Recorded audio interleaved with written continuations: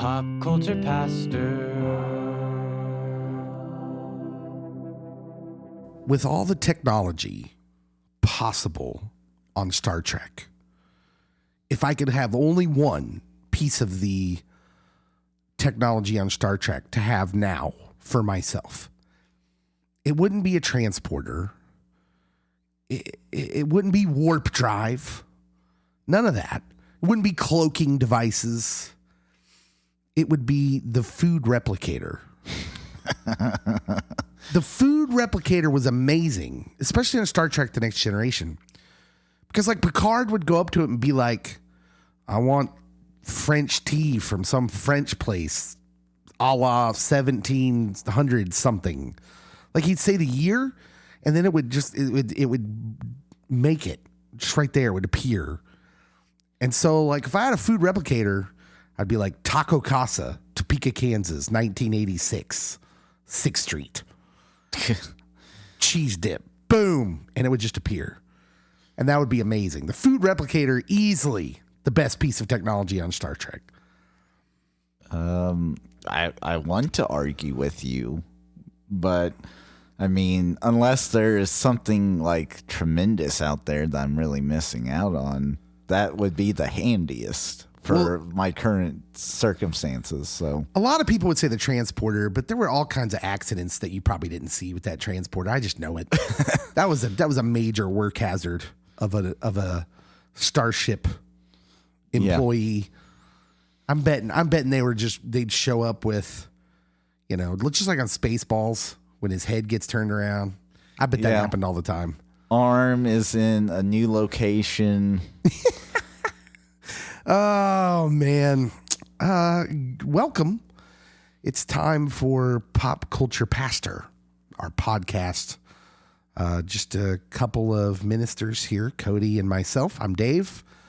Hi, nice to meet you. If you're listening to this for the first time, boy, are you in for a treat. And you're welcome. You're welcome. Maybe you're listening for the first time because you want to hear about our tournament of tournaments that is ongoing right now. Maybe you caught the polls on Twitter or Facebook. It was a bold undertaking. Some of y'all voted unresponsibly, but we'll get to that later. Oh, so many words for some. We lost a one seed in the first round, and I'm embarrassed to be a geek today. I am tempted to call some listeners nerf herders. You scruffy-looking nerf herders. Oh, man. But we'll get to that. We'll get to that later. That's going to be in the middle segment. So stay tuned for all your tournament updates. The tournament of tournaments to crown the best comic book movie of all time. It's all on the list. It's all on y'all. You guys get to decide. So we'll see what happens. Some definite shocks in week one. Please vote responsibly. Okay. We should get to some news. We got a few stories to get through here. Apparently, Cody, you've been pronouncing Lindsay Lohan's name wrong. No, I haven't. You haven't been? No. Are you sure about that? Lindsay Lohan. It is. It's apparently Lindsay Lohan, not Lindsay Lohan. Which, like, is she pulling a fast one? No, I really think that she's being honest. That this is a Travis Kelce situation. Yeah, I immediately went to Chiefs tight end Travis Kelce, who lied and said his name as actually pronounced Travis Kelce. He wasn't lying. I think he was lying. I think he was just messing with everybody. His family said that, like, what would be like his great grandfather's family. Oh, okay, but nobody currently pronounces it that way. And then, like, the rest of the branches off of that pronounce it Kels. They just went with Kelsey from, like, his father on. Actually, Rimbolt, which is my last name, is pronounced George Clooney. I demand to be called that from now on. Anyways, Lindsay Lohan joined TikTok, and her first debut post went viral, and she had a good topic, and the topic was By the way, you've all been pronouncing my name wrong. It's Lohan, not Lohan. She's 35 years old. Did you know that? I mean, I knew she was a couple of years older than me. Fans went wild in the comment section underneath the post. It's the most relevant she's been in close to a decade. Genius usage of social media, to be honest. Yeah. By the way, you've all been pronouncing my name wrong.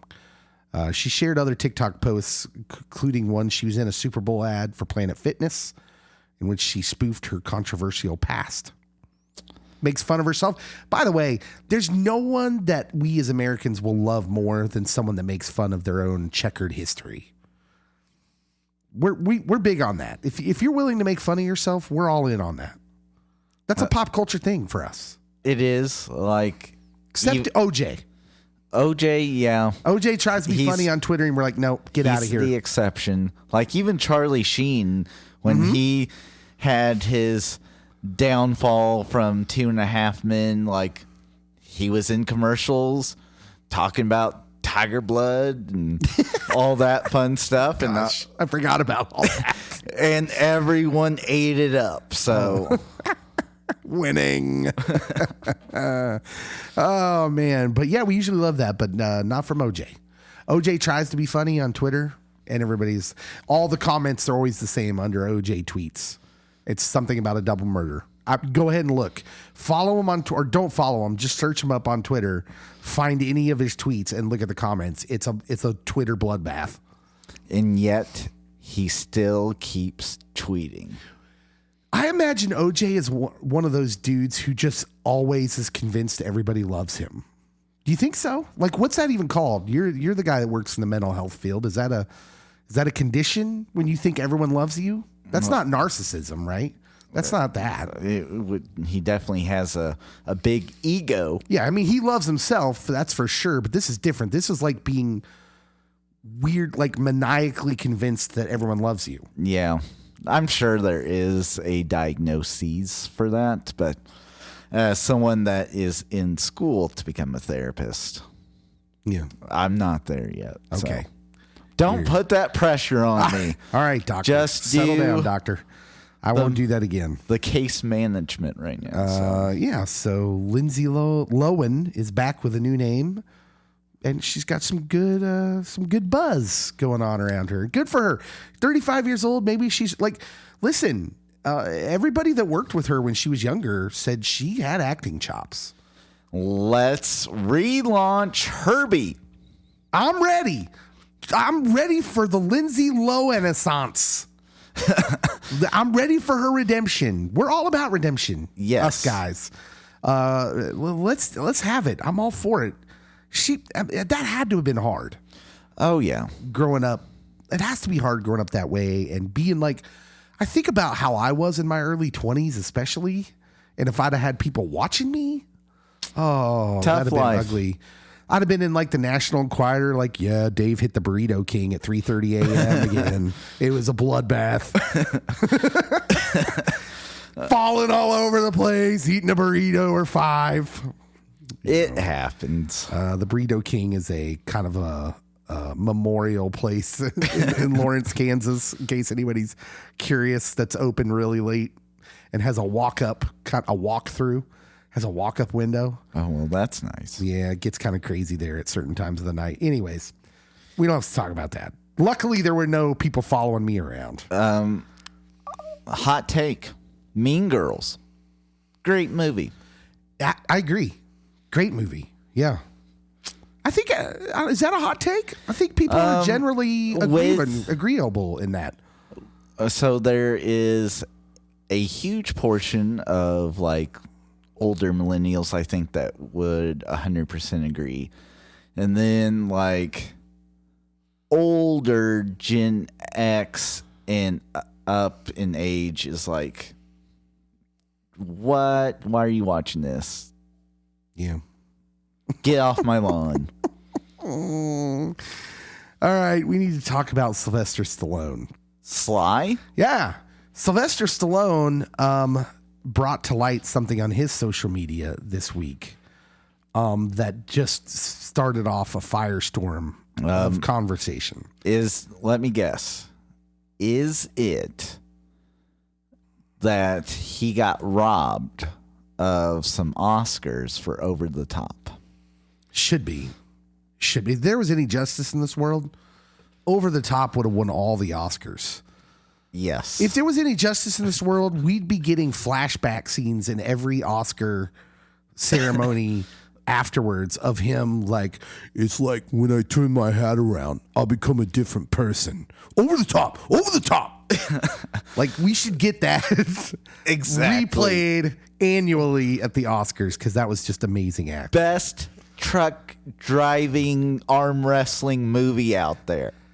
Oh, yeah. Now, that's a hot take. Yeah. So many to choose from. Man, I dug that movie. Let me tell you. Okay, sidebar. Let me tell you why I dug Over the Top. Because my parents got divorced.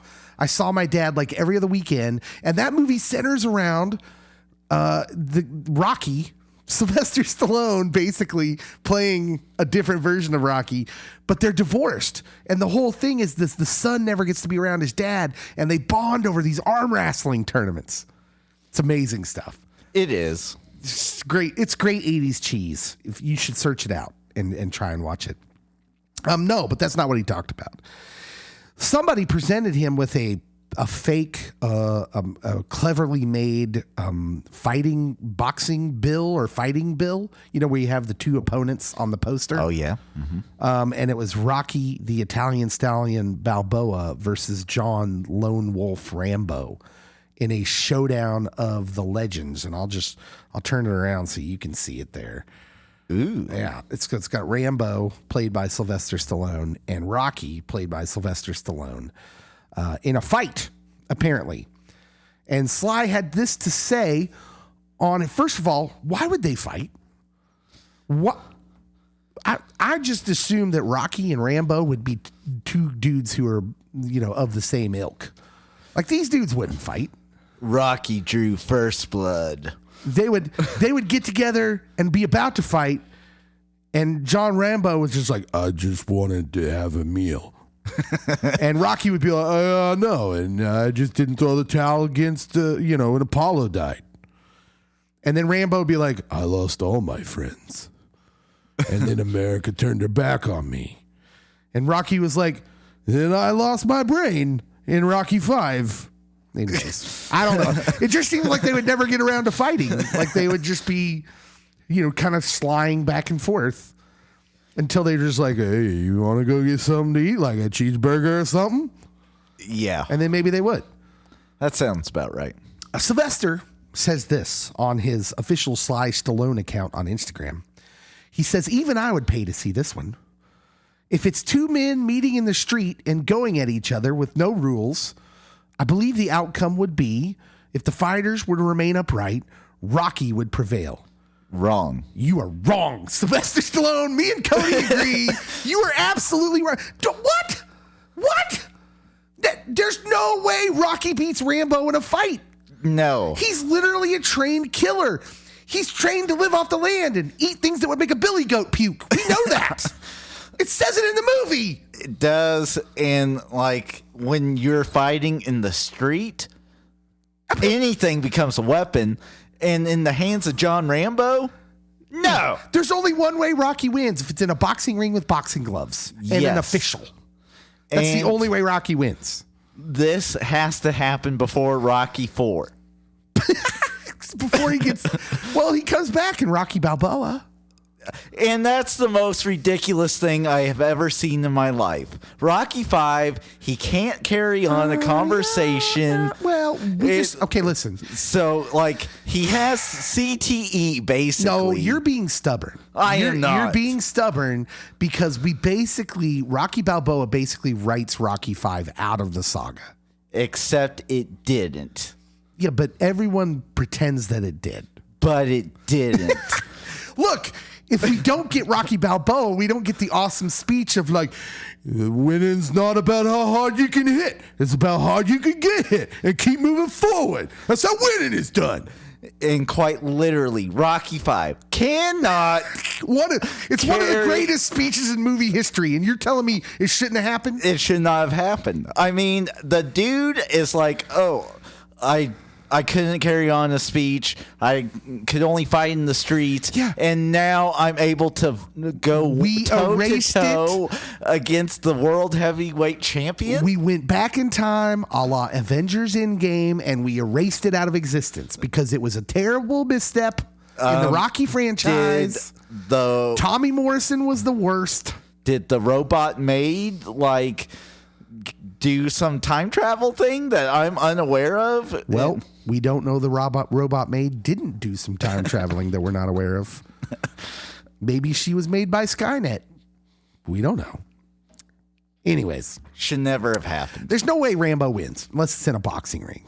There's no way Rocky wins unless it's in a boxing ring. Oh, Rocky. My bad. Yeah, Rocky. Sylvester says that Rocky's body punches and right hooks would eventually beat Rambo.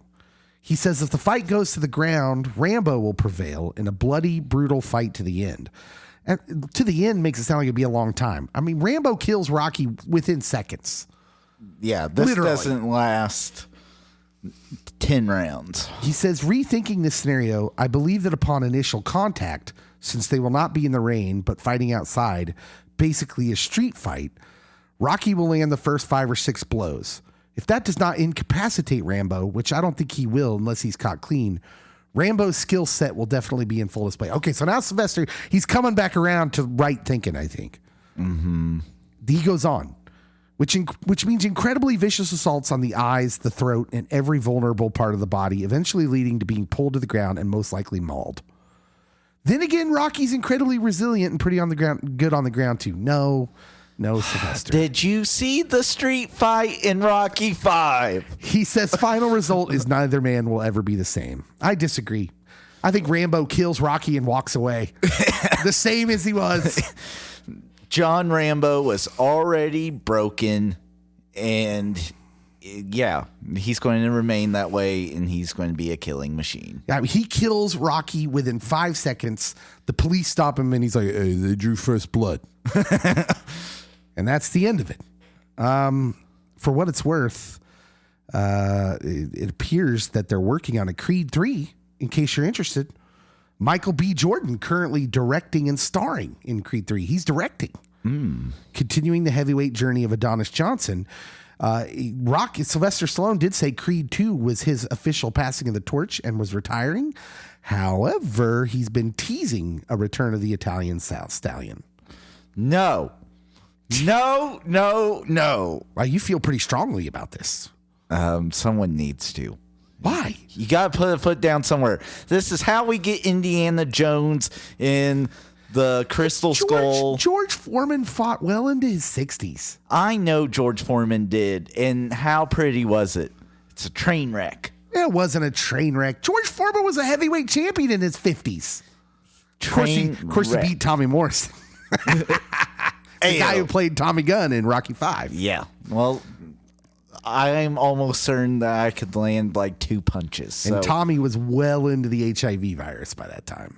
Was not quite as strong as he used to be. Yeah, did you never know that that's what happened to him? I forgot. Promising young heavyweight, but got AIDS. Kids, be careful. Yeah. I think he's still alive, though. Well, maybe. Cody's going to get right on that. Tommy Morrison. See if Tommy Morrison's still alive. We will move on.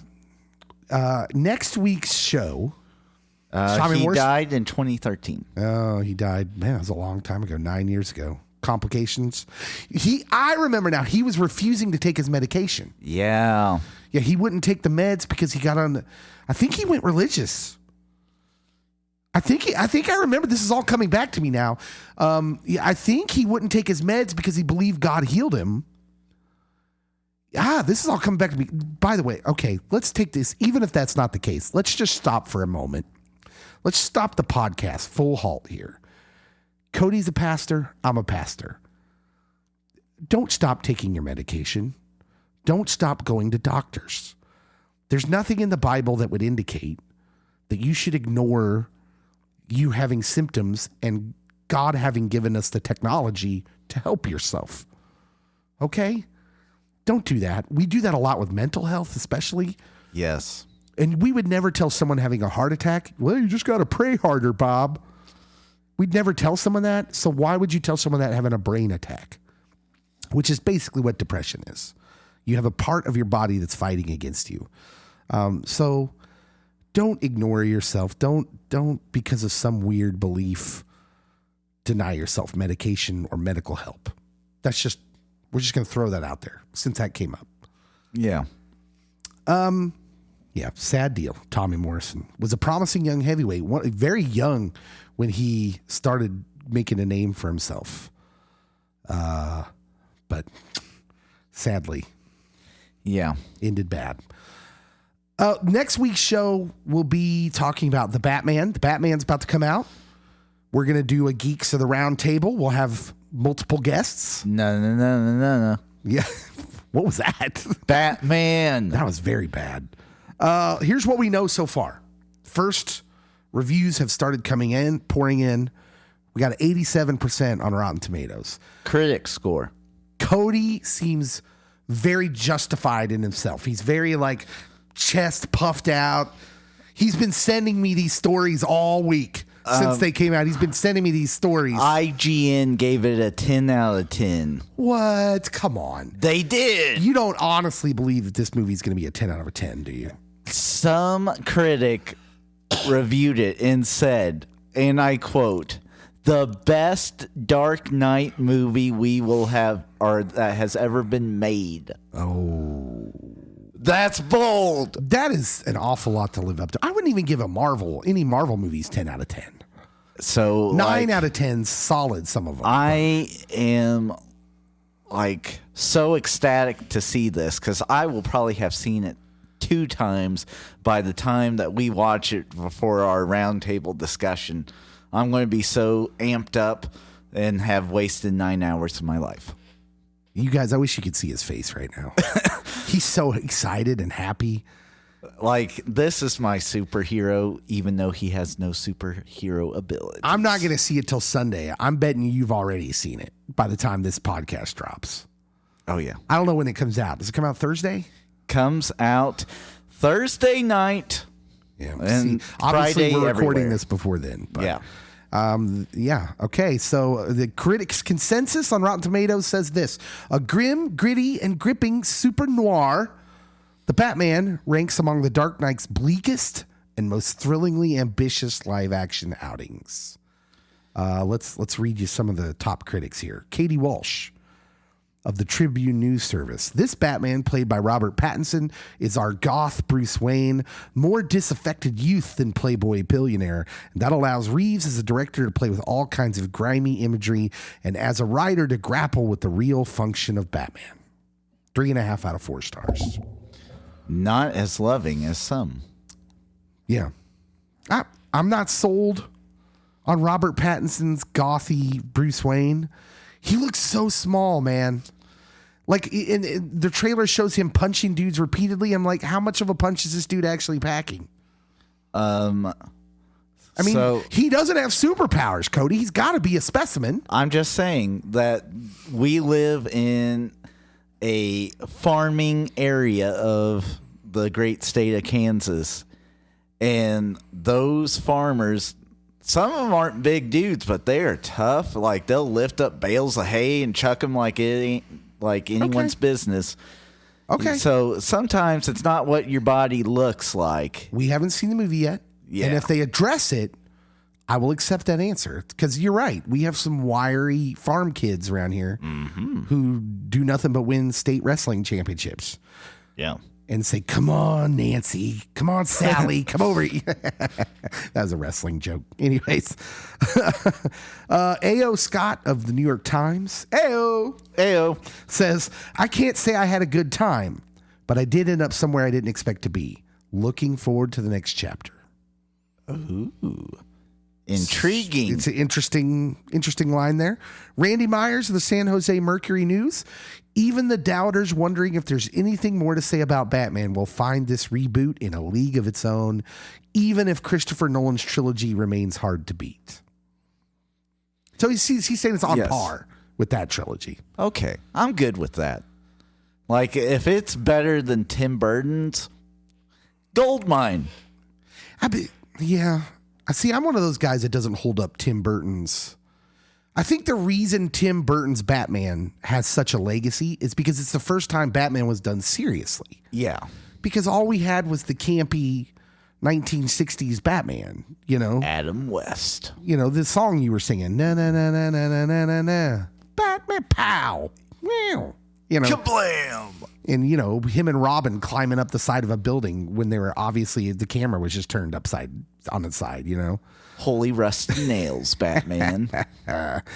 Peter Travers of the ABC News says director Matt Reeves and brooding star Robert Pattinson see the Caped Crusader as more film noir detective than comic book hero, and their mesmerizing mind bender that aims high even when it misses the mark.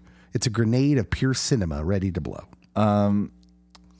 Batman is the world's greatest detective, so I'm glad to hear we're on the detective route. We're not like, oh, gotta stop this super villain that's from outer space or something. Yeah.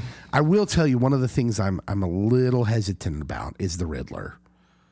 You sent me a story and talking about the unhinged Riddler take on the Riddler as serial killer a la Son of Sam or the Zodiac Killer is who they kind of modeled it off of. Mm-hmm. And I was like, yeah, that's great if we want another Joker, but he's not supposed to be like the Joker. But that's who they're going to end up making him like. More Jokers, more Batmans.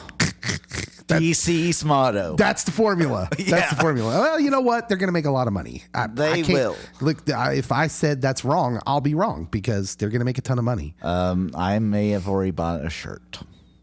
You do love T-shirts. I do. You love T-shirts almost as much as I love Funkos. I have the Batman Funko. I got a Funko. Have a couple different Batman Funkos, but none of them are just straight Dark Knight. I ordered my first Doctor Strange Multiverse of Madness Funko today. Pre-ordered it. Exciting. Don't tell my wife. Hopefully she doesn't listen. I don't have to pay for it it doesn't come out till July. So there you go. One more. We'll read this one because it's probably the best one. You're going to like this one the best. It's from Richard Propes of the independentcritic.com. He says, it takes nearly 3 hours for the Batman to tell its story. And that story, while familiar, is the Batman story I've been waiting for my entire life. You are so excited for this. Like, it's going to be amazing. I've already hyped myself up too much. Whatever happens, we're going to see it and we're going to talk about it next week. That's what most of the show will be on. That'll be the main subject of next week. The Batman finally coming out. There might be. As this podcast drops, some of you will have already seen it. This one. Mm-hmm. And then you'll get to hear us talk about it the next Friday, which should give everyone time. I don't feel bad dropping spoilers like a week later. Oh, yeah. If you haven't watched it within a week, what are you doing? You're no geek. Yeah. What are you doing listening to our... Actually, we would love for you to listen. Invite your mom and your cousins. Tell your aunties to come along and listen. We want everyone to listen. Sam Elliott in the news. Surprisingly, Sam Elliott is he's been remarkably kind of a liberal guy at times. Yeah. But finally, he came to a place where he wasn't not so tolerant. Oh. Apparently, he slammed the Oscar-nominated Netflix drama The Power of the Dog, a Western directed by Jane Campion. And he slammed it for exploring gay themes against the backdrop of the American West. He says this, quote, "You want to talk about that piece of explicative?" The 77-year-old asked when prompted to speak. The movie, if you haven't seen it, it's the central conflicted cowboy played by Benedict Cumberbatch. He compares him to a Chippendale dancer who wears bow ties and not much else on stage. Sam Elliott did. Oh, okay. Here's another quote. "That's what all these explicative cowboys in that movie looked like. They're all running around in chaps and no shirts. There's all these allusions to homosexuality throughout the explicative movie, he continued. And then he starts talking about Jane Campion. Well, first of all, let's just stop there. Okay. Before we get to Jane. Let's talk about Sam first. I don't think today's culture gives enough leeway to people who have lived in different times. Mm-hmm. Like when I see that Sam Elliott said that, I don't immediately just lose my mind and be like, this awful piece of junk. You know what I'm saying? Like, is he saying things that maybe I wish he wouldn't have said? Yeah. But he's 77 years old. Now, without having heard or read the full context of what he has said, like, for me, if it's just like hinting around the themes of that, like, just either come out and do it or not. Well, no, apparently this isn't just hinting around at it. Okay. I mean, he's alluding. I haven't seen the movie. So evidently we need to watch. Apparently we do, because the way he's saying it is there's gay cowboys all over the place running around in chaps and no shirts. And there's allusions to it throughout the movie. Now, while I wish he wouldn't have said it, it's kind of uncomfortable for us to say, well, he's probably right.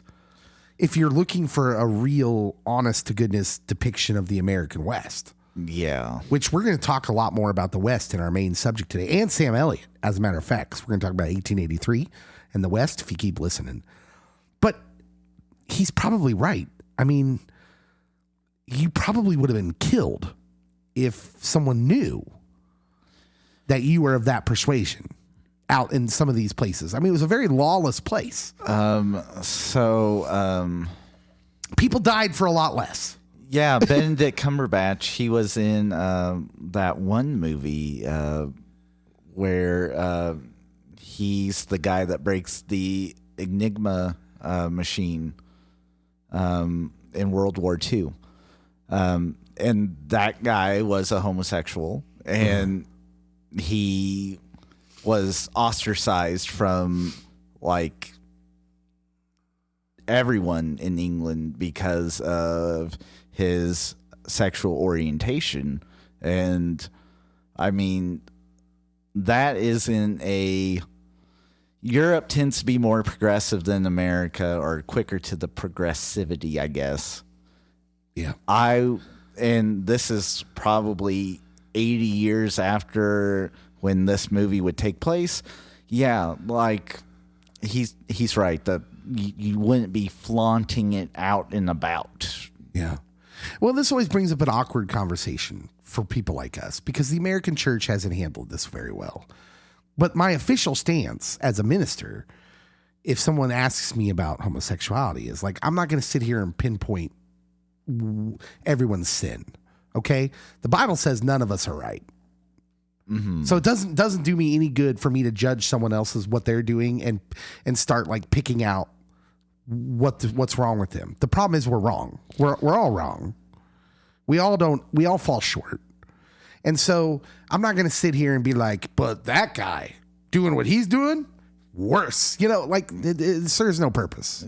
I'm more concerned about people's hearts. Yes, and absolutely. So if you can follow the two great commandments, everything else usually falls in place. So love God, love people. Yeah.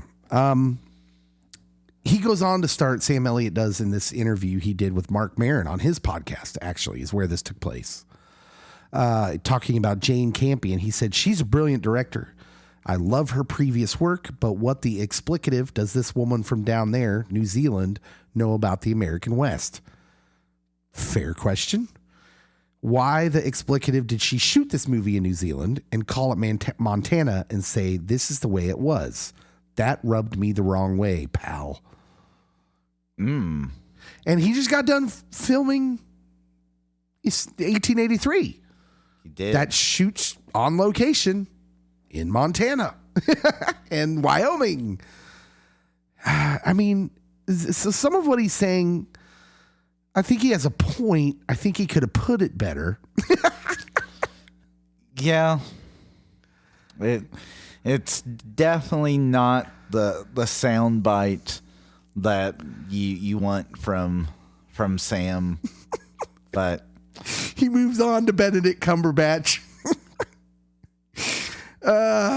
He said, where are we in this world today? It's not the biggest issue at hand, but for me, it was the only issue because there's so much of it.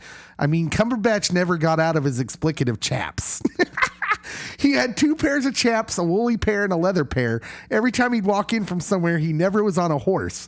Maybe once he'd walk into the explicative house, storm up the explicative stairs, go lay on his bed in his chaps, and play his banjo. It was like, what the explicative? Where's the Western in this Western? Now he's just being grumpy old man.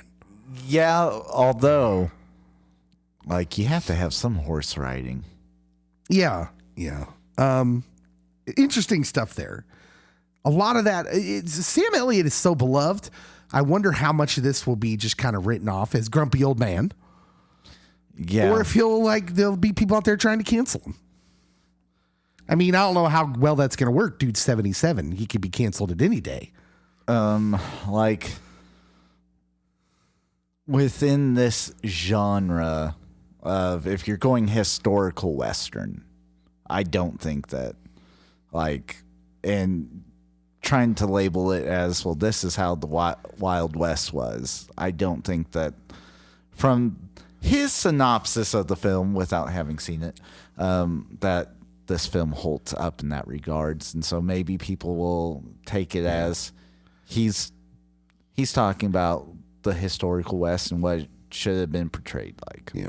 We'll talk about this a little later too, Westerns in general, because my rebuttal would be like, oh, because Westerns were so accurate in the past. Nope. Shocking. Sorry, Sam. I don't think you can win on that premise.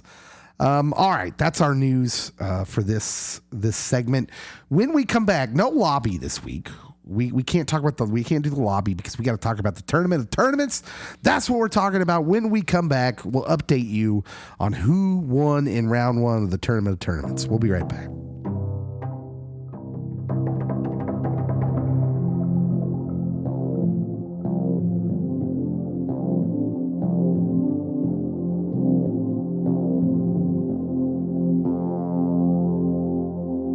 Okay, we are back. It's time to talk about round 1 of our Pop Culture Pastor Tournament of Tournaments, Cody, to crown the best comic book movie of all time. I am ready for that crowning to happen, but there's some heat that will be dropped on this one. Yeah, we got lots of votes. Almost every matchup had at least 100 votes. Oh, so some diversity. Yeah, and I got a big shout out and thanks to on Facebook the Assemblies of God Ministers Nerd Lair group, who did a lot of voting in their group. I gave them the polls to help out. So now I know who to target during my don't start some interdenominational friction here. Rampage. Listen, we're Pentecostals and we're led by the Spirit, so we're not wrong. That's the way I hear it. You will call me Cody Rampage Jackson after this. You guys voted. That's all that matters. Here are the winners in round 1. Marvel bracket number 1. We'll start off there. The 1 seed against the 16 seed. Captain America Winter Soldier convincingly wins 97-14. They got 97 votes. Who is voting for X-Men First Class? Well, apparently 14 people. What's wrong? People can choose whatever movie they want. I don't even think the moms of the cast of X-Men's First Class would vote for him. First Class is not a bad movie at all. Have you seen Captain America Winter Soldier? Oh, no, it's a great movie. I totally agree. But that's why it was a 1 seed. Well, yeah. I mean, it's 97-14. It wasn't exactly close. Man, if this is going to be a reaction to the first one, this is going to take a while. It could. The 8-9 matchup featured Ant-Man versus X2, X-Men United. Ant-Man was the winner with 81 votes to X-Men 2's 25 votes. That's justified. Yeah. So Ant-Man moves on. Spider-Man 2 against Black Widow. It's Spider-Man 2 winning. Tobey Maguire, 76 votes over Black Widow's 16 votes. Aw. Yeah. I was surprised on that one. I thought we would have the younger vote might push Black Widow closer. It was funny. But I think Toby and Andrew made hay off their appearance in No Way Home. They did. Black Panther was victorious over Guardians of the Galaxy Volume 2, 66 votes to 35. Oh, that was closer than I thought it would be. Yeah, it was. Guardians 2 got a lot of votes. Those movies are beloved. I think James Gunn has made movies that are beloved figures. I thought it was not going to be that close, but Avengers Infinity War took out Captain America First Avenger 78 to 23. And I don't think that's a shock.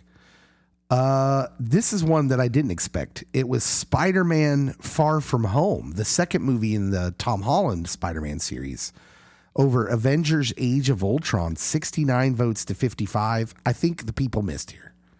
That's my opinion. Thought that Spider-Man would win over Age of Ultron because... Yeah, I'm not shocked. Like, amongst the Avengers movies, Ultron still, like, there's some hesitancy with it. Yeah, and then Tom Holland's riding a wave right now. So I agree. Here's what I'll say, though. I think as time goes on, upon repeat viewings, I think Age of Ultron is actually better than the first Avengers. I do not disagree, actually. So I think it's a really good movie. I think Ultron is like probably one of the best villains in all the Marvel movies. I think he's well captured. I think he's very menacing. And the fact that he's not human, the fact that he's a computer, they play that out real well and make it like he can't be reasoned with in that way. Yeah. And I mean, if you're going to have all these superheroes team up, you got to have a serious threat, and Ultron being able to connect to like every cyber organism. Yeah. Cyber system. Yeah. But it's all for naught because Spider-Man Far From Home is moving on. The next matchup, the 7-10 matchup, Avengers was victorious over the Iron Man, the one that started it all. 89 votes to 37. I thought that would be closer. No. But everyone had no love for the Iron Man. And then in the 2-15 matchup, it was Spider-Man No Way Home laying waste to Blade, 113 to 11. That's sad. Well, what's sad? Like, I kind of like Blade. Yeah, it had a tough matchup. Blade has a pretty cult following. So there were people who said, like, I have to vote for Blade. There were comments underneath that poll that just said Blade meant too much to me. I had to vote for it. And yet more people voted for X-Men First Class. Spider-Man No Way Home, by the way, is your big vote getter of the entire first round. More people voted for Spider-Man No Way Home than any other movie in the first round. I think that bears saying. This is bananas. What's bananas about that? Because there's other movies that deserve all the votes. Spider-Man No Way Home was awfully good. Marvel Bracket 2, let's move on to there. Well, or do we want to talk about the second round matchups coming up? Now we'll do that at the end. Marvel Bracket 2, Avengers Endgame over Doctor Strange, 71 votes to 9. There was complaining about that one, by the way. On that Doctor Strange got a bad like seating. I mean, you guys, there's a lot of Marvel movies, okay? And they're all good. That's the problem. There was a complaint of no Punisher. The Punisher movies all suck. Ouch. Well, it's not wrong. Again, there's a lot of good Marvel movies now. I only had 32 spots. That and Venom. Oh, how did we lose Venom in there? We did not put Venom in the bracket. Punisher and Nobody Venom, said anything about that, though. Punisher and Venom have a following, whether they're good or not. I mean, look, I could have put Venom in this bracket, and they would have got knocked out in the first round. Am I wrong? Well, Who are they beating? What Marvel movie is Venom beating? Because it's not going to be a high seed.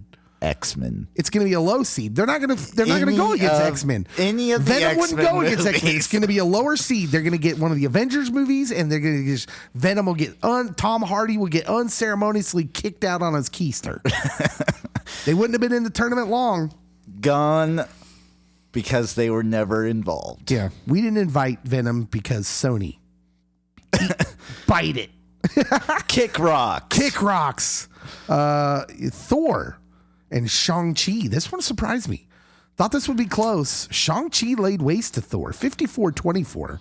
I think in light of Ragnarok, the other Thor movies get a really bad light and rap. Yeah, well, Dark World, it's deserved. I think people forget how good the first Thor was, though. And I think you're right. I think it's just distance and better movies. But the first Thor was really good. It was Guardians of the Galaxy over Spider-Man Into the Spider-Verse. 60-46. Do you think they got it right here or wrong? I'm going to say they got it right, although tough matchup for Spider-Man Into the Spider-Verse. Yeah, well, and that's the problem is these middle seedings. This was just going to happen. Which I'm glad it was that close because that one, I mean, I lean Guardians, but let me start by saying Spider-Man Into the Spider-Verse is a fantastic animated movie, but it is animated. yeah. And I think you give extra credit to live action movies. They're just tougher to pull off. And Guardians of the Galaxy, like I think is forever in my mind. I judge it by the comic book that preceded it, which is in the 80s and 70s. That comic book was kind of a joke. And what James Gunn, it's not like, listen, Captain America, you've got source material that's just amazing. The Infinity War stuff, you got source material that's amazing. The Guardians of the Galaxy, there's not that much source material. James Gunn made a fantastic movie and made the Guardians of the Galaxy cool, in my opinion. Hashtag Jimmy. Yeah, For there you go. James. So Yeah. shout out to James Gunn. If you want to be on the podcast, just let us know. Logan over Iron Man 3, 59-20. I think that's justified. That's legit. yeah. Logan's a great movie. Captain America Civil War, big over Ant-Man and the Wasp, 82-7. It's another great movie. Spider-Man, the original, Tobey Maguire, big over Deadpool. This is where I was like, did we watch these movies, people? 87-25. You know, I think Spider-Man is better than Deadpool. I just didn't expect voters to think that. I think Deadpool 1 is miles ahead of Spider-Man, Tobey Maguire's first. Yeah, no. Well, that's an interesting take. It is. It's wrong, but it's an interesting take. Oh, it's such a so much more enjoyable movie than Spider-Man. Yeah, Spider-Man's not. I mean, he's kind of like No Way Home gets it right, man. It's rough to be Spider-Man. It's not enjoyable to watch Peter Parker like get his life trampled on. Well, It was quite enjoyable. It was abysmal watching it with Toby. No. The first movie compared to Deadpool. I'm just saying. Look, I will never slander the good name of Ryan Reynolds. I'm a Ryan Reynolds guy, but the first two Tobey Maguire Spider-Man movies are good movies. I think you're showing your youth. I just don't think you were. I was in high school when it came out. All right. Spider-Man Homecoming, big over Captain Marvel, 89-10. I didn't think that was fair. I think that was right. I thought Captain Marvel deserved to get more votes, but it's okay. That sounded about right. Thor Ragnarok in what is the largest, most lopsided victory in the first round over Eternals, 109-1. Yes. Who voted for Eternals? I want to know who voted for the Eternals. Like, I want to send you something. I don't know what. Like, free merchandise. And we have swag on the way. So we need to find out who voted for Eternals and just say they won stuff. Yes. You won some stuff from the podcast, but we got to go figure out who you are. And then when we do, if you'd let us know that you're listening, we'd feel a lot better about it, sending you swag. Yes. And the 109, you're correct. Oh. You are correct. Oh, okay. All right. I mean, you just want to kick Eternals when they're down. This sets up a second round matchup. So let me just read you the second round matchups here. Captain America, the Winter Soldier versus Ant-Man.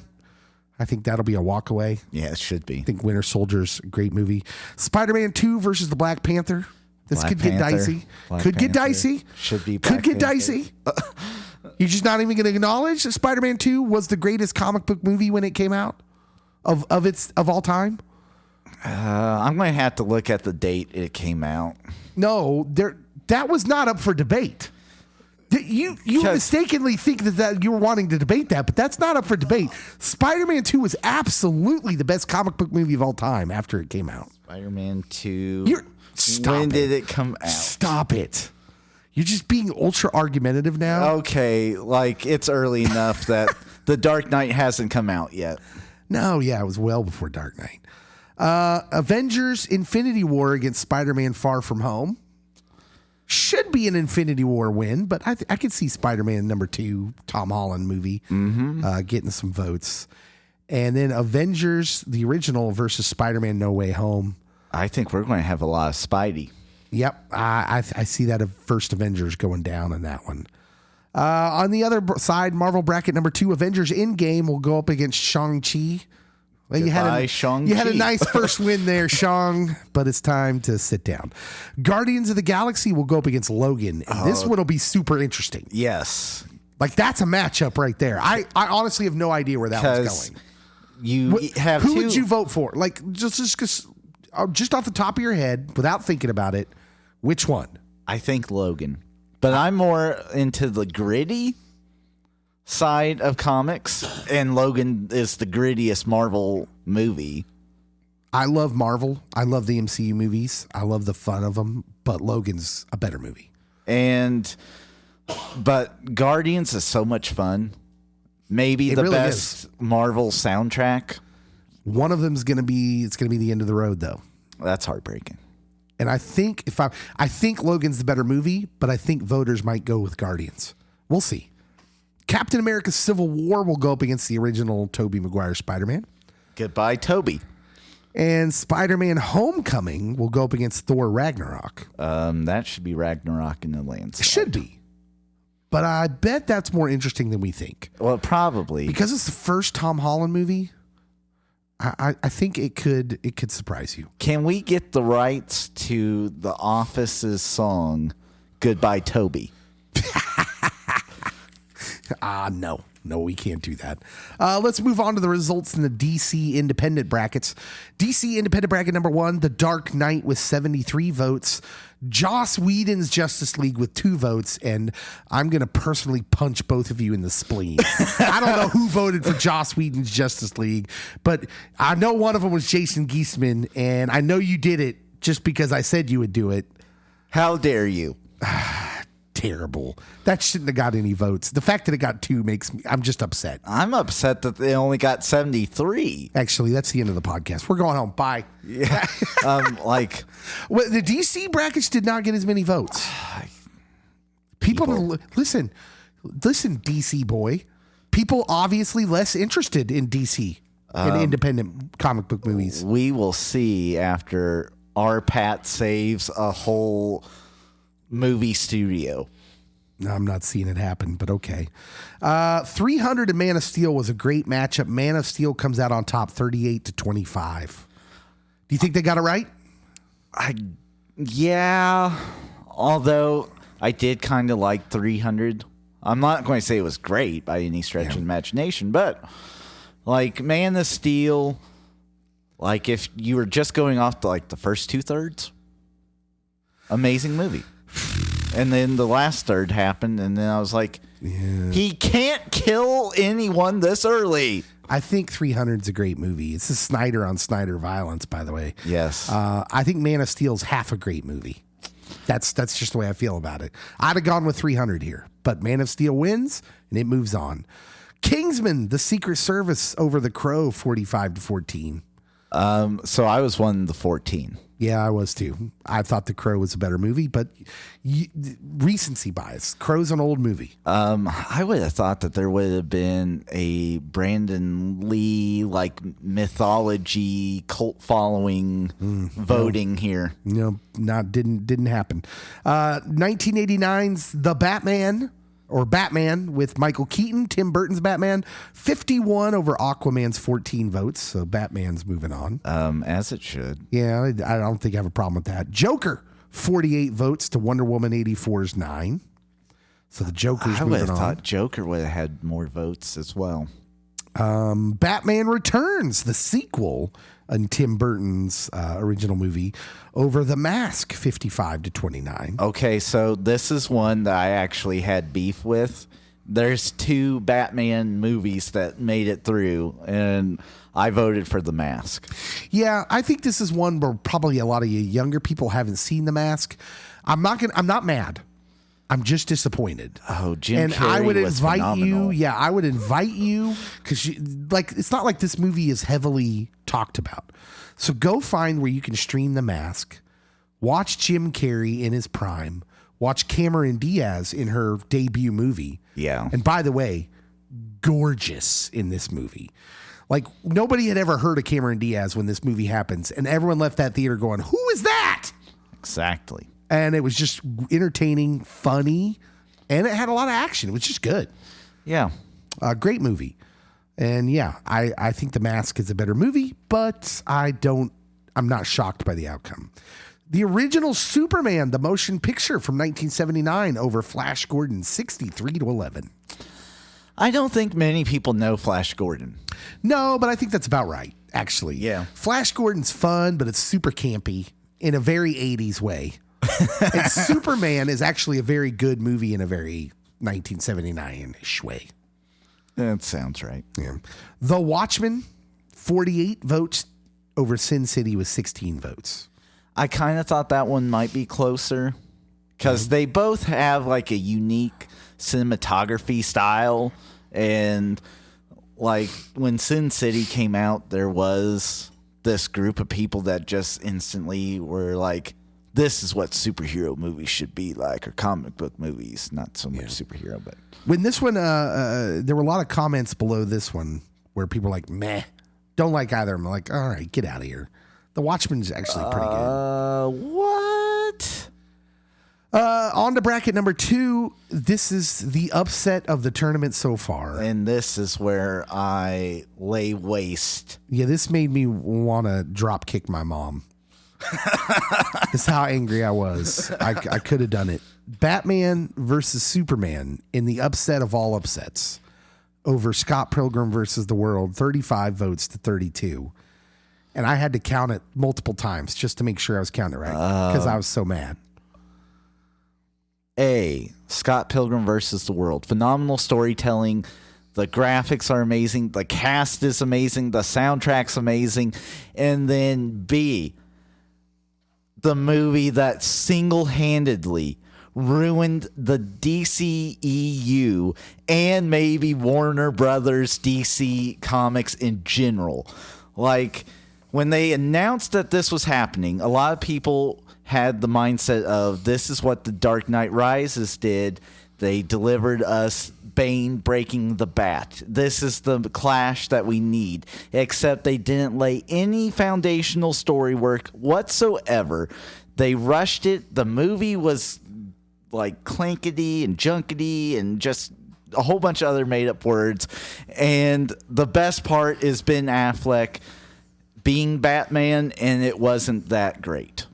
Yeah. So I had so much issue with it. I don't have a problem with any of what you just said. I agree with it all. Again, I'm not mad. I'm just disappointed. I'm just very sad.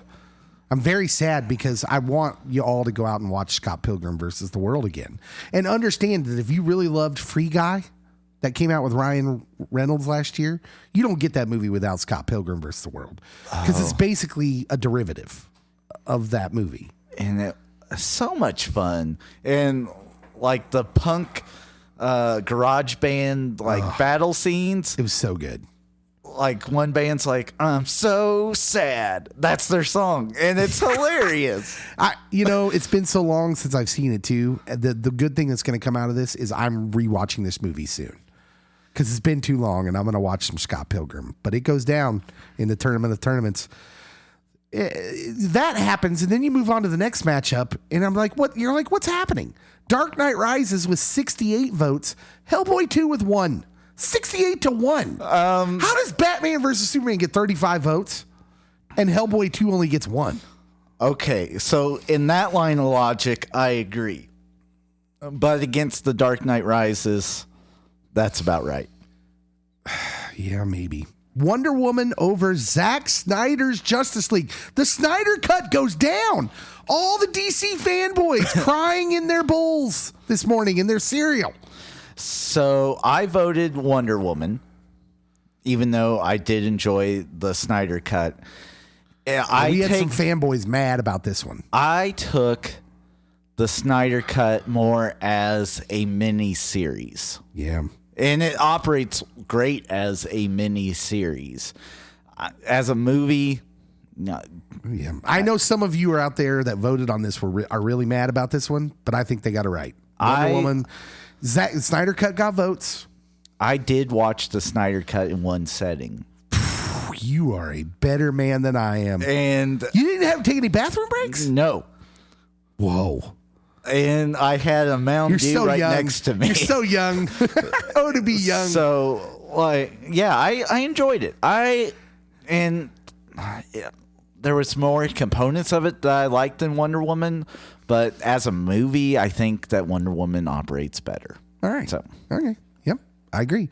Batman Begins, 64 votes over Kick Butt. I won't say the name. Kick Butt. 64 to 4. I think that's right. Kick Butt was a really good movie. It was. But Batman Begins is superior. And it launches the Dark Knight trilogy. Yes. Superman 2, directed by Richard Donner. 47 votes over Superman Returns, which had 9 votes. Interesting thing about that is Superman Returns, directed by Bryan Singer, is kind of an homage to those old Superman movies. So it makes sense that the movie playing the homage wouldn't win against the movie it's paying homage to. Yeah. Men in Black over Mystery Men. People were torn about this one. People were mad that I pitted them in the first round. I voted Mystery Men. Yeah, I mean, I don't begrudge anyone doing that. But some people were mad because they were like, Mystery Men is criminally underrated, but Men in Black's a good movie. So I voted Men in Black. So what's the problem? I'm going to have a hot take. All right. I actually enjoyed the last Men in Black movie the best. Really? With Jermaine from Flight of the Conchords in it. I didn't even watch that one as the bad guy. The other ones were so bad. Yes, it had gone really bad. And then I was like, oh, this is really good. Good for you. Wow. Yeah. I might have to go see that based on your assessment review. But Men in Black's moving on. The original Shazam over the Suicide Squad, 74 to 13. Now I got a lot of comments under this one. Well, it would help if I knew which Suicide Squad it was. I was like, yes, it's the one with "the" at the beginning, which is the second one. Yes. Like, I didn't name the movies. Don't get mad at me. And the logo's different. Yeah. It was the second one. Although clearly a superior movie to the first. Shazam may be the best DCEU movie. Thank you. I agree. So Shazam beats Suicide Squad. The leading vote getter, however, had one more vote than Shazam. That was V for Vendetta, getting the most votes in the DC independent brackets. It beat Spawn 75 votes to 4. That's right. V for Vendetta appears to be the movie to beat at the beginning based on vote count. Here's the second round matchup it sets up in DC independent bracket 1. Listen to this. The Dark Knight versus the Man of Steel. The Batman Superman matchup we need. It was the one we should have had. Yes. And Dark Knight's totally going to destroy Man of Steel. As it should. Yes. Kingsman, the Secret Service versus the 1989 Batman. Should be interesting, although I think Batman comes out on top. I feel it should. Joker versus Batman Returns. Batman Returns is weirdly beloved. by the Tim Burton Batman fans. You get the Penguin. But I don't see it beating the Joker. Recency bias, plus I think Joker's just a better movie. Joaquin Phoenix was phenomenal. Superman, the movie, the old one, 1979 versus The Watchmen. This one will be interesting. Yeah, well, especially after the comments that were under Watchmen. I was just under the impression that we were all in agreement that Watchmen's an amazing comic book movie. But maybe it's not the case. It should make it through. All right, we'll see what happens. Over in DC Independent Bracket number 2, we got Batman versus Superman, Dawn of Justice versus The Dark Knight Rises. Can we get sanity remain here? Can sanity come back? Dark Knight Rises should stomp the yard with Batman versus Superman. You remember the old skits on Saturday Night Live with the super fans? Yes. And they would always be, they loved the Bears. And they would always pit, they would have these makeup battles, and then Mike Ditka driving the Chicago Bear team bus in the Indianapolis 500. Who would be the winner? The Bears, Ditka. And then they would eventually get to Ditka versus God. And then they would all get real quiet and be like, Ditka in a squeaker. That's what this reminds me of. Dark Knight Rises in a squeaker. No, that better not happen. Wonder Woman versus Batman Begins. That could be semi-interesting. We are going to have an all Batman portion of the bracket. Maybe. I think there's some girl power that was voting in these things, and I think Wonder Woman's the best female, probably deserves the best female superhero movie title. Captain Marvel's good too. I think it would be close, but I have no problem with someone saying Wonder Woman was better. Yeah, I'm good with that. I think they're similar. Superman 2 versus Men in Black. That should be interesting. I'm leaning Will Smith. Yeah, I think the votes will go that way. I'm not so sure Superman 2 is not a better comic book movie, but I digress. And the last matchup, Shazam versus V for Vendetta. This one will be like a flip of the coin for me. Yeah, I think it's going to be close. I think V for Vendetta is clearly the better comic book movie, but recency bias is going to be in trouble in that one. It's going to be trouble. It's going to be tough for me to vote for V, even though, in high school, it was one of my favorite movies. Depending on when you listen to this, it drops on Friday, this podcast. That's when the next votes, the next 8 matchups will come out. So if you're listening to this in the afternoon, they're probably already out. Go look for the matchups. You should find them where you found the voting on the first time. If you don't know where that is, go to the Facebook Pop Culture Pastor page, Pop Culture Pastor Podcast. It's at Pop Culture Pastor Podcast. Got to get all that in there. So much. Yeah, it's a lot. I know. But if you search it and you find the neon 80s colors in the logo, you found the right one. Also, the polls are on Twitter. If you could follow us on Twitter, Pop Culture Pastor. And, y'all in the Assemblies of God Ministers Nerd Group, you'll be getting the polls as well, too, helping us out. Deciding who will be the winners be in round 2. How dare you with Batman versus Superman? Yeah. Yeah, they messed up on that one. They messed up. There were people in the comments. I mean, there was a big argument raging in the comments. There were some people that were just adamant. I love Batman versus Superman. It was a phenomenal idea. And I'm just I remember my first concussion. I couldn't think straight either. And you're clearly there. Phenomenal idea. Execution horrific. Yeah, it was bad. Such a bad movie. As someone that works in mental health, yes, something random can get someone out of a escalated stage, but saying Martha is not going to end Bruce Wayne's wanting to kill Superman. No. Interesting question. What's the worst movie? Is it Batman versus Superman or Rise of Skywalker? That one would be a great poll question. Oh, man. It's Rise of Skywalker. Just terrible. So bad. So bad. I'll take you. Make me watch Batman versus Superman 10 times in a row before I have to watch Rise of Skywalker. I actually agree. Just brutal. I think I had more hopes though going into Batman versus Superman. Yeah, it's possible. All right. We got to go into the next segment. We'll take a little break here. We'll come back with our main topic, 1883 and Western talk when we come back.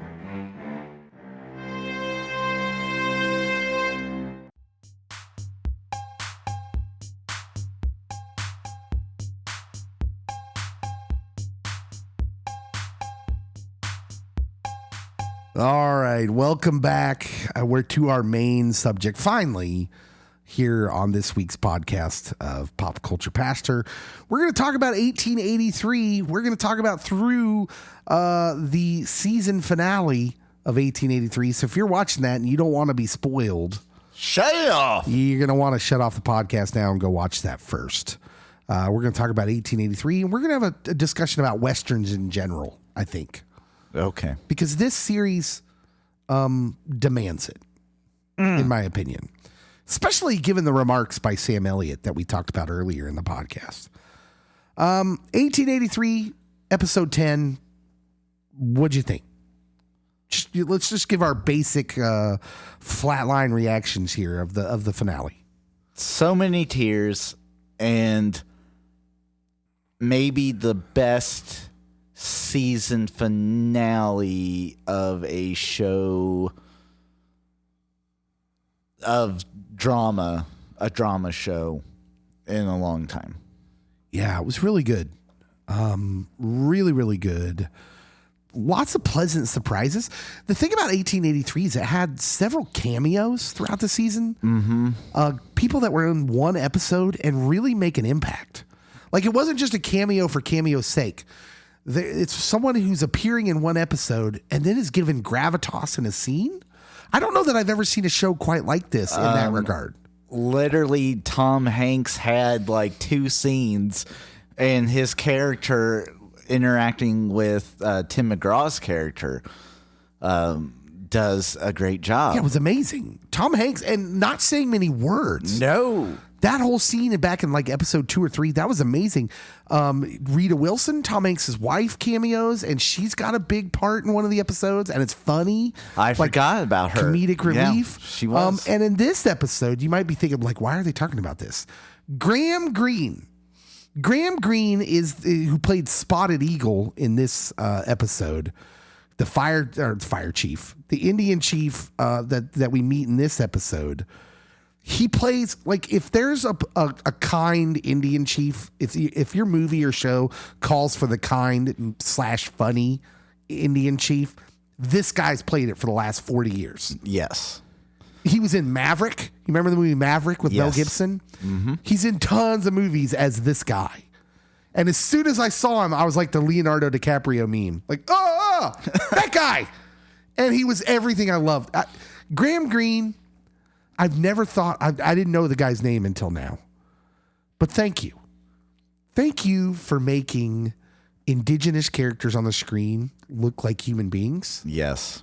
First of all, thank you to 1883 in general, because they did a wonderful job of portraying Native Americans in a light that we're not used to seeing. As real people. Reacting like real people. And talking like real people and interacting with the white folks in this episode like real, or in this series like real people. Yeah. Wonderful, wonderful job. I loved it. And Graham Greene was welcome. He was a welcome addition to this episode. There's a scene where he's looking at Tim McGraw's what's his name? James Dutton, and he says, "You look like a man who plans." Like, it's just great. It was great stuff. And to have them, you know, Taylor Sheridan is not an idiot, because he filled this entire show with these like kind of veterans of Western entertainment. And Graham Greene, by the way. Yeah, just give us a rundown. Hit me with his IMDb greatest hits here. Oh, I wasn't at that portion. Oh, you I was weren't? going to tell you. I can get there though. Yeah, tell me. That he does have a star, or is getting a star on the Canadian Toronto's Walk of Fame. Amazing. That's awesome. He's Canadian. No idea. Yeah. No idea. Let's see. Movies: Dances with Wolves. Yeah. Thunderheart. Yep. Wind River. He's in the Antlers movie that's on HBO. Thunderheart, I believe, is the one with Val Kilmer, right? It is. Yeah. Green Mile. Forgot he was in that one. Oh, wow. Die Hard with Vengeance. He's in The Shack.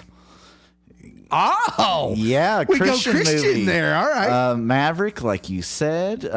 He's wonderful in Maverick. Clear Cut, which came out in 1991. Evidently, he's in the first Die Hard movie. Didn't know that. Yeah, I could see that. Was he one of the cops? Must have been. He was in the Twilight movies. I remember him. He was in New Moon. Fear Not. Nice. And so, yeah, I mean, he's been in a lot of stuff. Graham Greene, we applaud you. You were great in this part in the finale. You know what I love about what they chose to do with this? This was a bold choice for 1883. Bold choice. The whole show is narrated by this wonderful newcomer who plays Elsa. Her name's Isabel May. Yes. I don't recall ever seeing her before in anything. Well, the advertisements for the show said introducing.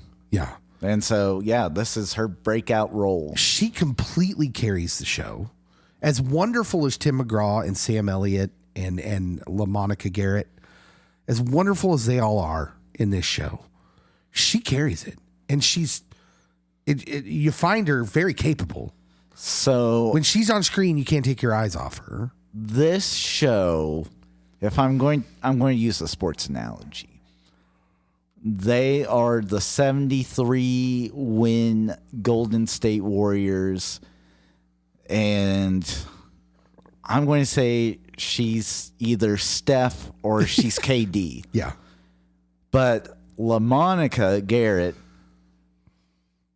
is He's Draymond. He's Draymond. Yeah, he's Draymond. He has to He's be doing Draymond. all the hard work, and like it's not getting the credit. But holy cow, if you're watching him and his scenes, they carry so much gravitas. He's amazing. He talked in an interview about the scene where they amputated Joseph's leg, and he's the one who does it. Yes. And if you've seen it, which I'm assuming if you're listening now after our spoiler warning, you have. He said it was very hard for him to do that scene because man, it's graphic.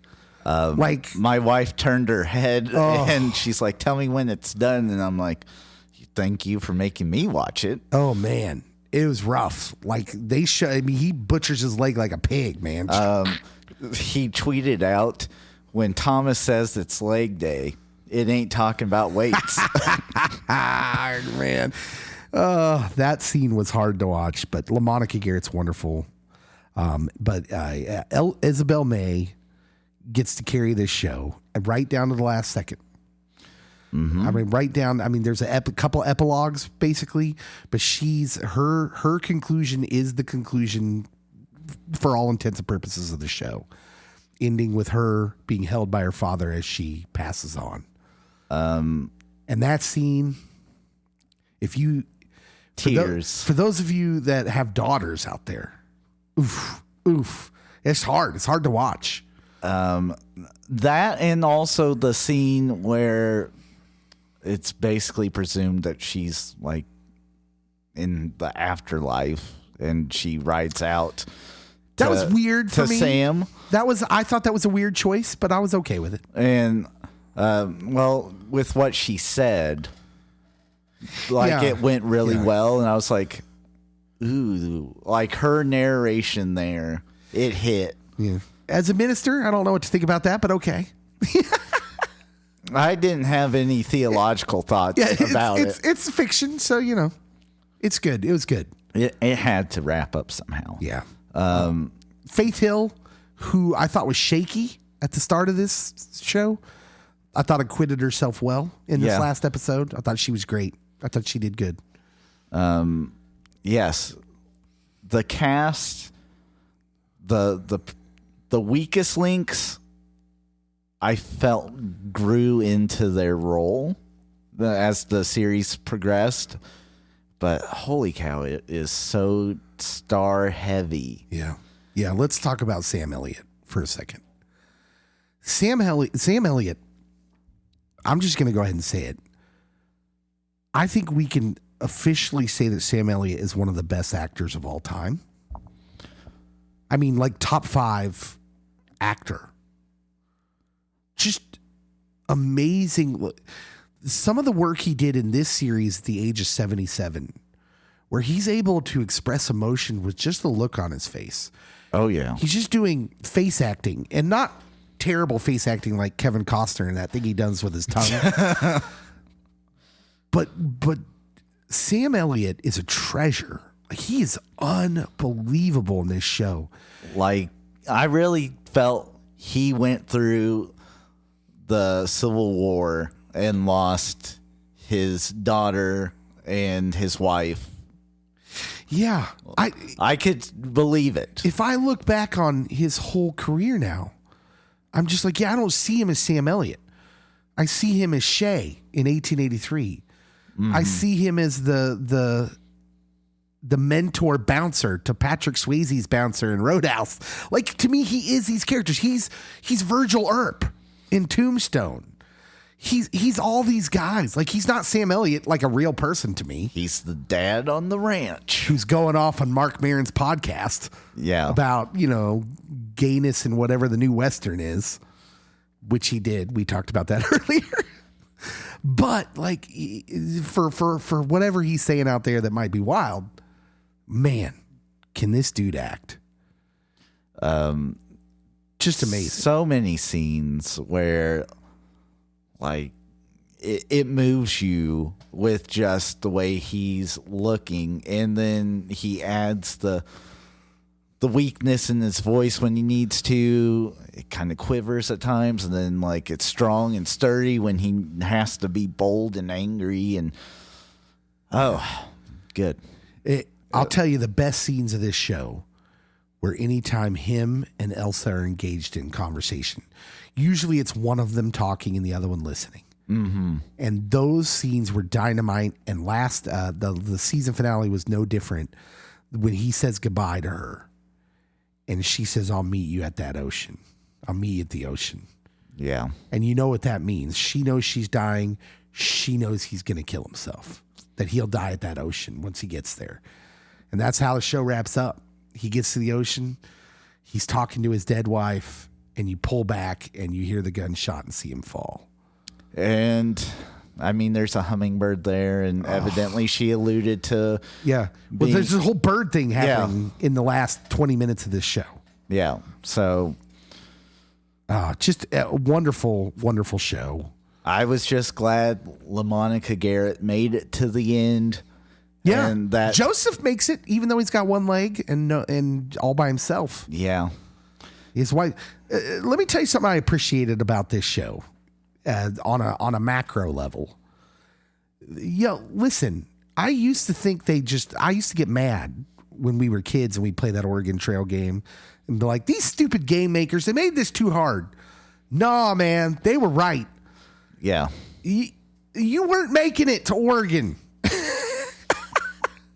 Like, this show gets this right in that she talks about it a lot. Elsa does in the last episode. Mm-hmm. That it's littered. The Oregon Trail's littered with a sea of mass graves or anonymous graves. Or what does she say? Something anonymous. Something about like you don't even know who it is. They're just graves all over the place. And it really begs the question. Like, I think one of the things we have trouble identifying with about this time is why. What was going to be out there that they think was out there for them that was going to make their lives so much better to go through this hardship, right? Mm-hmm. There was gold in California, but Oregon, I don't think was a big part of that. It's just free land. I think people went for the promise of land. They say a couple things with the immigrants, especially that they're trying to get there in the show 1883. I think 1883 is one of the best historical depictions of the Old West that I've ever seen. As a series, easily. And I know there's going to be some people that are going to say, Lonesome Dove, get out of here. Get out of here. My friend Rob Thomas said the finale had him bawling like a baby. My other friend Jeffrey Dean Morgan said it brought him to his knees. And Tim McGraw played the role perfectly in that he's jealous he didn't get to play the role, but he wouldn't have done it as well as Tim. Yeah. Tim McGraw was wonderful, especially in those last few scenes. Oh, yeah. Really brought that home, and he was amazing in that as well. It's really just a great depiction. Like, Westerns have been so problematic since their birth, really. So when I was a kid, I can remember my mom, my grandma, my aunts, they all were into like the John Wayne Westerns, and those are so problematic for so many different reasons, not least of which is the depiction of Native Americans.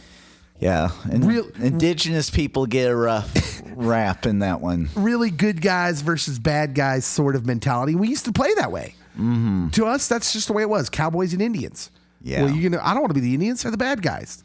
But when you grow up and you read about history, you understand, like, no, that's not really how it went down. And it's not the other way either. Like, some people try to convince you, like, oh, well, it was all the evil Europeans, the white people, and it was the good Indians. I was like, no, it's not really like that either. Humans are complex. There's nuance. We make mistake. And 1883 did a wonderful job of showing that. Yes. Like the Indians, like the tribe that thinks that these people on the wagon train were the ones to murder their families. And the Lakota. The Lakota start murdering them. And then they come to the realization of, like, well, we thought you were the killers. You weren't, but sorry. And they don't even say sorry. That's enough bloodshed for today. Yeah. I'm going home. So just, man, it was really. And I did enjoy the, like, historical nuances of, well, the Lakota, they dipped their arrows in manure. And so that every shot was a kill shot. Yes. Yeah. And it was just really, really historically one of the best I've ever seen. And looking back at those old Westerns, you're like, yeah, that's not really it. There's like a machismo to those. Although I could go back and watch, like, so I grew up and Young Guns was the first one I really remember hitting my wheelhouse. Young Guns had a lot of the young actors of the time. Charlie Sheen, Emilio Estevez played Billy the Kid. Yeah. Lou Diamond Phillips, the Diamond, as I used to call him. Lou Diamond Phillips, Kiefer Sutherland. And it was really like it was almost like Lost Boys in the West, right? Yes. But it was so good in that cheesy way, Western way. And like Emilio Estevez makes that movies, those, there were two of them, Young Guns, Young Guns 2. He makes Billy the Kid cool. He has a catchphrase before he shoots someone, I'll make you famous. You know, like, cause you know, he's playing off the fame that he has. It was just, I remember those movies being kind of fun. And then of course Tombstone. Unforgiven with Clint Eastwood is an Oscar winner. That paints a good kind of bleaker picture. That's the first one I remember watching where I'm like, oh, okay, this is what the Old West was really like. Mm-hmm. Bleak, just bleak, lawless. Tombstone's great, but then you kind of take a step back into that macho, not really like this kind of mentality. Deadwood was as a series. Yeah, was really good. Accuracy wise, is like, again, there's a bleakness to it. The lawless part of Deadwood, yes, was really good. You also get to see how celebrated individuals in the West were not saints by any stretch of the imagination, and I enjoyed that aspect of it. And of course, you have Timothy Olyphant. Timothy Olyphant. If there's gonna be any more seasons of 1883, and it'd be called something different, then they should find a way to work Timothy Olyphant into it, in my opinion. Yes, 1895. Have Tim Oliphant show up. He would just be a great addition. Continue your thing of having someone just come in for an episode and munch up some scenes. He did a great job with that in a space western known as Boba Fett or The Mandalorian. Let's talk about Mandalorian and Book of Boba Fett as westerns, which they clearly are. The post credits of like the music and the graphics paint it as a western. Yeah, all of Book of Boba Fett has this good, the bad, the ugly vibe to it. The old Clint Eastwood westerns, and Spaghetti westerns. even down to like the body armor, where he's hiding it under his cloak or whatever that is. Man, and Cad Bane in those movies or in that show, was wonderful. And he's literally ripped off of a character of the good, the bad, the ugly. So good. Lee Van Cleef was the actor who played him, and he talks like him, looks like him, acts like him. Boba, you got to get off this place. It's like he just talks like him. It's wonderful. So it's definitely a western, and I like that. I like the western, as it turns out. What I felt watching 1883. What I learned watching 1883 that I didn't ever get from Yellowstone. I thought I would watch 1883 as a continuation of Yellowstone's story, and that's how I would like it. I was wrong. Actually, what 1883 did for me was remind me how much I kind of dig Westerns. Whether they're accurate, whether they're inaccurate, there's something about the Old West that is just fascinating to me. And I just love stories that tell it in that style. Yeah. For a while, I was worried that was going to be a lost genre, just because there has been so many well-known problematic issues, especially dealing with race and who's good, who's bad. Well, now you got the problems going on with Rust, which is a Western. Yeah. And Alec Baldwin and that and gun violence shooting. in general. Yeah. So it doesn't bode well for the future of the Western, but 1883 did something. It did. Sentenza or Angel Eyes. What's that? The good, the bad, the ugly. Oh, yeah, that's who he played. Yeah. Van Cleef. Right. Sweet mustache, by the way. Oh, yeah. Unbelievable. It's good stuff. All right. Do we have anything else we want to add about Westerns? Do you have anything you want to say about Westerns? 1883? Do you think there'll be another season? There's conflicting information out there. So I think it'll just be named a different year. Variety came out, so a couple days ago, there was a bunch of stories came out that were Taylor Sheridan, the producer, said there's no more seasons of 1883. It was just a one-shot. However, I'm looking at a story from March 1st in Variety where Taylor Sheridan says the door's open. And there seems to be some conflicting information that Paramount Plus has ordered more of them. I think that he's viewing it like a book. Yeah. And so Harry Potter and the Sorcerer's Stone was one portion of the Harry Potter series. And then you have the next book. And so we're continuing the Dutton story, and we'll continue with Faith and Tim, and we'll find out about the second son to come in and about Tim probably dying. Yeah. I do think they're playing around with words a little bit. Yeah. I think they know full well they're going to continue the Dutton story with Tim and with Faith, with that family specifically.